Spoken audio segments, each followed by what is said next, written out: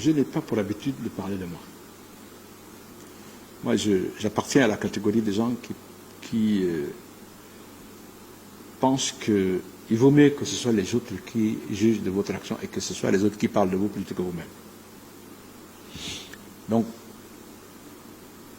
ce n'est pas un exercice qui est, disons, qui fait partie de mes préférences. Mais, puisque vous me posez la question, je veux simplement vous dire que j'ai trouvé un département ministériel qui a été dirigé par d'autres, où beaucoup de choses ont été faites. Elles ne sont peut-être pas visibles, mais beaucoup de choses ont été faites, n'est-ce pas? Je viens donc, j'emboîte le pas, parce que je pars du principe que l'administration est une continuité et que je dois poursuivre l'action qui a été engagée par mes prédécesseurs et de regarder ce qui a été bien fait pour le consolider. Et là où les collègues, pour des raisons évidentes aussi, n'ont pas pu faire comme ils auraient souhaité, d'essayer de le faire. J'ai trouvé au ministère, le ministère a des problèmes d'ordre organisationnel et d'ordre juridique énormes. Le ministère aujourd'hui a des problèmes de textes organiques, des textes organiques du ministère. Vous avez des directions générales qui sont créées, mais qui sont non pourvues. Vous avez des services qui existent qui sont non pourvus. Donc, la première chose l'une des choses que je fais actuellement, que j'ai déjà faite, c'est de m'attaquer au problème d'ordre organisationnel du ministère. Parce que, encore une fois, on ne peut pas travailler, nous ne travaillons pas dans un cadre informel. Vous savez que l'administration, c'est un instrument mis dans les mains de l'État, et donc du gouvernement. C'est un instrument. Donc, pour que ça puisse être efficace, il faut organiser, n'est-ce pas? C'est ce que j'essaie de faire. Et j'ai donc pris un certain nombre de textes qui sont déjà passés, d'autres sont dans le pipe. J'ai posé le problème au niveau du gouvernement. Donc, l'instruction qui m'a été donnée, c'est de présenter de faire un projet de loi de la politique, un projet de loi d'orientation de la politique culturelle au Gabon. Ce que j'ai fait avec mes collaborateurs et des compétences extérieures. Ce texte-là est dans le circuit. Donc, j'ai commencé par là parce que c'est ça j'allais dire le tableau de bord de la politique culturelle au Gabon. À partir de là, il va y avoir des déclinaisons. Et nous allons nous y adapter. Donc j'ai fait ça. J'ai trouvé dans le circuit le problème de l'office de la promotion du sport et de la culture. L'Office national de la promotion. J'ai trouvé ça dans le circuit.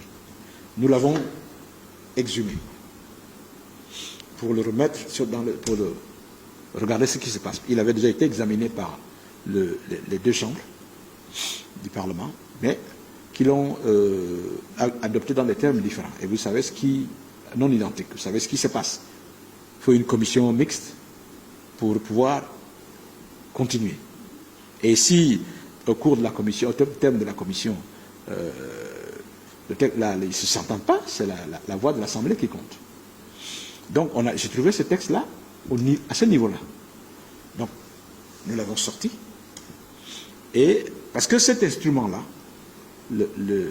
l'office, est un instrument important parce que la politique culturelle doit être financée. N'est-ce pas? Le président de la République a décidé de créer cet office-là.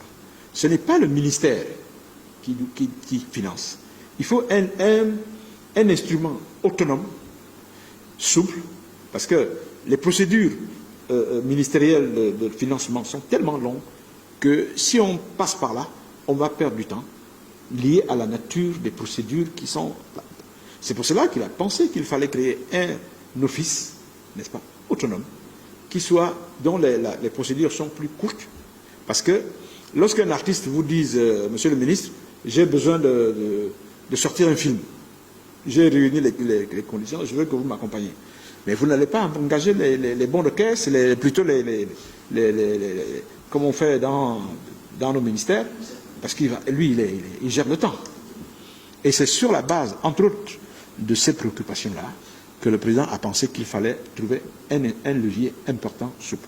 Donc, nous avons sorti ce texte-là, on l'a remis dans le circuit, et il se trouve que lorsque nous avons fini les examens au gouvernement, on a fini d'examiner ce texte au niveau des 2 chambres du Parlement, quand Madame le Premier ministre, conformément aux procédures requises en la matière, comme on dit, a saisi la Cour constitutionnelle pour s'assurer de la conformité de ce texte avec la Constitution, il nous a été répliqué qu'il y avait des aspects qui étaient anticonstitutionnels, donc le texte nous a été renvoyé. Nous venons de reprendre ce texte-là pour y intégrer les remarques, pour y intégrer les propositions qui sont issues des remarques de la Cour constitutionnelle, qui sont positives, il faut le dire. Donc ce texte est reparti pour adoption, donc une loi. Quand on va avoir cet instrument, nous allons avoir moins de problèmes, parce que nous pourrons mieux accompagner nos compatriotes, à condition bien sûr qu'ils aient réglé les problèmes auxquels je fais allusion. Parce que si on demande à l'office de s'occuper de tel ou tel artiste, il faut bien que cet artiste ait rempli les conditions dont je viens de parler. Donc c'est un ensemble, c'est un tout. Donc il y a ça que nous avons fait. Il y a le texte lié au statut des artistes. Ce texte également, nous l'avons trouvé, nous l'avons ressorti, il est dans le circuit. Vous savez que le ministère n'est pas le seul, donc c'est une programmation qui est faite pour que ce texte soit voté. Mais ce texte-là, au niveau des artistes, a connu le même sort que celui de l'office. Parce que les 2 chambres l'ont adopté dans des termes non identiques. Et dès que c'est comme ça, il faut mettre en place une commission pour regarder. On en est à ce niveau-là. Donc le texte est dans le circuit. Ça aussi, c'est fait. Nous avons la politique du livre. On a pris un texte qui n'existait pas. Ce texte également est dans le circuit. Pour que, vous savez que c'est un secteur culturel important. Donc, on a fait un texte à ce niveau-là. Donc, voilà un ensemble une batterie de textes qui sont indispensables à l'action que nous menons, que nous avons pris depuis que nous sommes là. Il y en a d'autres. J'en ai cité quelques exemples seulement. Mais à côté de ça, à côté de tout ce que je viens de dire, il n'y a que le ministre. Vous savez, un homme, n'est-ce pas? L'identité d'un homme comporte plusieurs choses. Le nom, le prénom, n'est-ce pas? La date, hein? Et quoi encore? Lieu de naissance. Et le lieu de résidence, n'est-ce pas? Nous connaissons la culture, hein? N'est-ce pas? Tout le reste. Bien. Mais elle est logée où? Où est le ministère? Parce que pour que la culture soit respectée, il faut qu'elle ait un siège. N'est-ce pas? Et il se trouve que nous sommes l'un des rares ministères à avoir un siège. Mais qui malheureusement n'a pas connu le sort qu'il devait connaître. C'est une préoccupation que moi j'ai. Et c'est pour cela que, en dehors de tout ce que je viens de dire là, j'estime que la culture mérite un siège, n'est-ce pas, à la dimension de l'importance qu'on lui accorde. Je me suis rendu compte que mes collaborateurs, avec lesquels je travaille, il y en a qui n'ont pas de bureau, il y en a qui squattent dans les 4-5 dans les bureaux. Donc on a un problème de structure de travail. Et je me bats autant qu'il est possible, et avec l'appui de Madame le Premier ministre, pour régler ce problème-là. Donc j'ai trouvé au niveau du ministère un bâtiment qui est là depuis 15 ans. Et quand vous passez par là, nous sommes au centre-ville, derrière la tribune d'honneur. Par rapport à ce que je viens de dire, mais allez voir. Quand vous passez devant là, vous verrez comment est le ministère actuellement. Bon, donc, nous pensons qu'on ne le fait pas pour... Non, on le fait parce que pour la dignité pour, disons, l'image du pays. Parce que c'est la culture, c'est le siège de la culture au Gabon, n'est-ce pas? Donc nous pensons que, et c'est ce que nous avons dit, quand nous avons présenté notre état de lieu au Premier ministre et au Président de la République, et qui ont eu une oreille attentive à ce que nous avons dit. Donc nous avons engagé ce dossier-là. Et il se trouve que parmi les préoccupations que nous avons, c'est que vous savez que les acteurs, les artistes doivent avoir des... Pour qu'un artiste s'exprime, il faut qu'il y ait un espace d'expression. Donc les espaces d'expression pour les artistes, c'est un problème dans notre pays. Nous l'avons présenté au Président de la République et au Premier ministre. Et nous avons donc au-dessus de notre ministère, vous le savez, une salle qui a servi en son temps, mais que nous avons trouvé dans un état de délabrement avancé. Nous avons identifié ça, et parce que nous nous battons pour que nous avons aujourd'hui, fort heureusement, le centre culturel français. Ce sont des amis de toujours, qui nous accompagnent toujours. Nous ne pouvons que les en remercier. Mais il faut reconnaître que ce n'est pas chez nous. Donc nous avons l'obligation d'avoir un espace d'expression propre à la culture, propre au pays, et provisoirement, en attendant mieux, en attendant d'examiner ce problème de manière beaucoup plus, j'allais dire, beaucoup plus dense, on a la salle qui est au-dessus, qui va se faire. Donc, je vous ai dit que mes chefs ont prêté une oreille attentive au dossier qui leur a été présenté. Donc, cette salle-là va être rafraîchie, va être reprofilée, va être... on va mettre un peu de lustre, n'est-ce pas, au ministère, en plus de ce qui est fait actuellement, pour que le ministère puisse être à l'image de ce que nous voulons donner à la culture dans ce pays. Donc, voilà. Et puis nous avons une série d'autres choses à faire. Nous avons le musée, n'est-ce pas? Nous avons le musée qui est disons, un cadeau, un merveilleux cadeau du chef de l'État.